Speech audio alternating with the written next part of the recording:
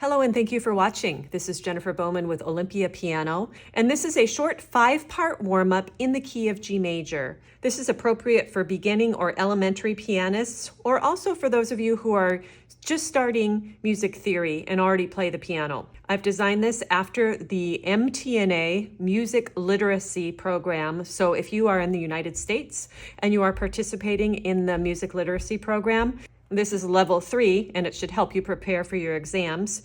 If you're not in the US, don't worry about it. This is a great warm-up no matter where you live. So we're going to start with G scales. We're going to do them 4 different ways. We're going to start with what's called a tetrachord scale. And the cool thing about tetrachords is each hand has the same pattern of whole steps and half steps. So whole step, half step. Then we put a whole step in between the hands, and then we do the same pattern. Whole, half. So you'll notice the G scale has 1 sharp. So let's play that up and down.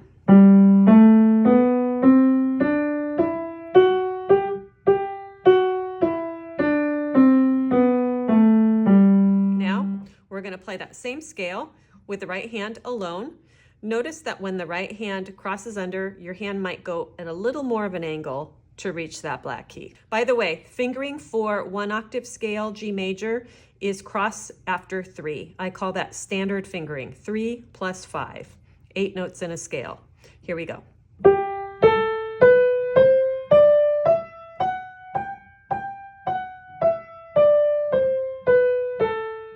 Left hand will cross with finger 3 after it reaches the thumb. Here we go.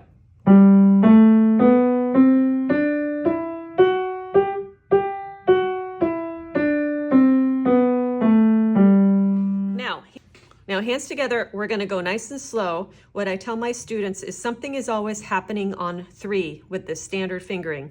So that means 1 hand is crossing under or 1 hand is crossing over. And this is the time we're going to figure that out. So we start hands together.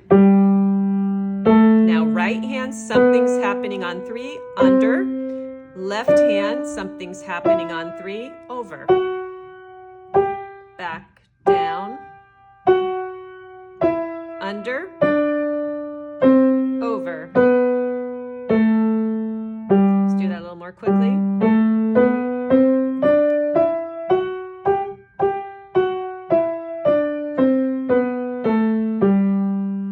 Part 2 of the warm-up, we're going to find and identify 2 of the most important notes of the scale.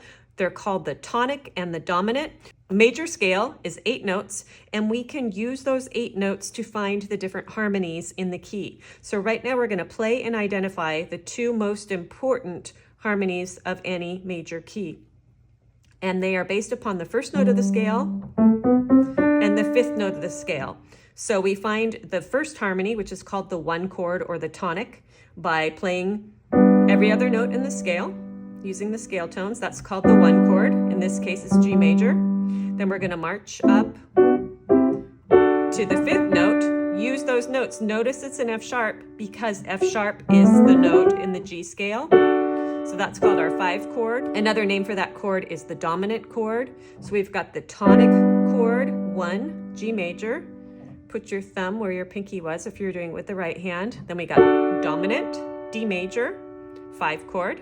Let's do that with the left hand. 1, tonic, 5, dominant. Let's do that together.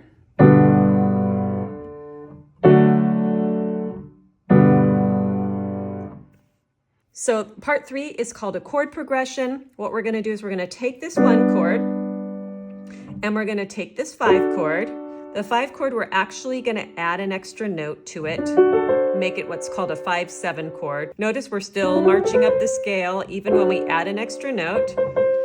And we're going to play a different version of this. We can mix up the notes any way we wish.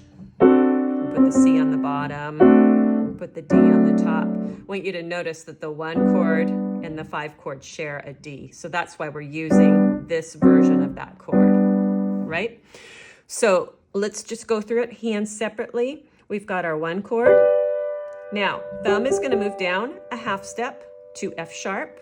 And the rest of the hand's going to stay where it is. Instead of playing finger 3, you're going to play finger 4, and there will be kind of a big gap in the middle. then these two notes are going to kind of squeeze back in to get back to the 1 chord. So 1, G, 5, 7, D7, 1, G. Left hand's going to play those exact same notes, but they're going to feel a little different because the fingers are backwards compared to the right hand. So they're going to move the same way. So finger 5 is going to move down the half step. We're going to play finger 2 instead of finger 3. Then these are going to squeeze back in, squeezing to 3 and sliding to 5.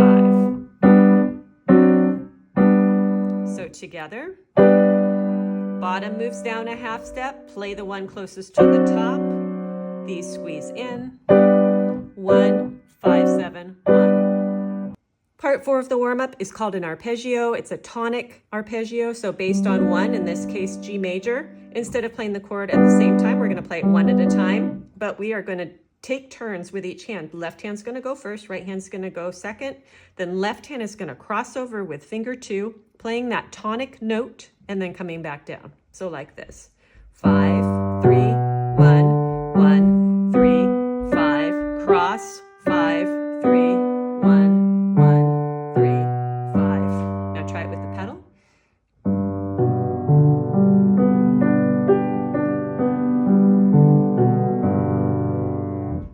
Part 5 of the warm-up, intervals, distance between notes. So we're just exploring the distance between notes in the G scale, keeping the tonic or the G on the bottom. So right hand, 2nd, 3rd, 4th, 5th. Now stretch finger 5 up a little bit to 6th.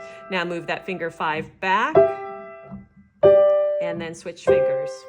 3rd, 2nd, left hand, here we go. 2nd, 3rd, 4th, 5th, 6th. Scoot back down. 6th, 5th, switch fingers. 4th, 3rd, 2nd. Let's do that together. 2nd, 3rd, 4th, 5th, stretch, back down, 6, 5, 4, 3, 2. So you just completed the basic warm-up in the key of G major. I hope that you found it helpful, and I'd like to invite you to subscribe to my channel or share with others who might enjoy this style of teaching. If this really helped you, you could even consider a donation to my channel via direct donation, PayPal, or via YouTube Super Thanks. The way you find the YouTube Super Thanks is by looking at the video. Bottom right, you'll see things like share, save, then you'll see 3 dots. Click on those 3 dots and you will see the word thanks, and then you can give a super thanks, which helps me grow this channel and reach more people all around the world.